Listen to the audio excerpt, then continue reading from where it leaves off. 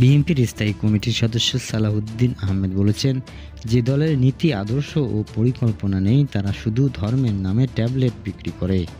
আর বিএনপির হাতে রয়েছে মানুষের আর্থসামাজিক উন্নয়নের সুস্পষ্ট পরিকল্পনা। তিনি বলেন, আমরা ধর্মের ট্যাবলেট বিক্রি করতে চাই না, আমরা চাই জনগণের কল্যাণে কি সুষ্ঠু পরিকল্পনা আছে তা মানুষের কাছে তুলে ধরতে। জনগণকে সহজ ভাষায় বিএনপির পরিকল্পনা জানাতে হবে বলেও উল্লেখ করেন তিনি। তিনি আরও বলেন, যে দলের কোনো নীতি আদর্শ নেই, পরিকল্পনা নেই, তারা শুধু ধর্মের নামে একটি ট্যাবলেট বিক্রি করে জনগণের সঙ্গে প্রতারণার চেষ্টা করছে।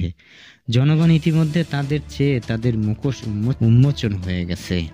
অনুষ্ঠানে বিএনপির সিনিয়র যুগ্ম মহাসচিব রুহুল কবির রিজভী বলেন, জামাত ধর্মের নামে ব্যবসা করে মানুষকে বিভ্রান্ত করছে।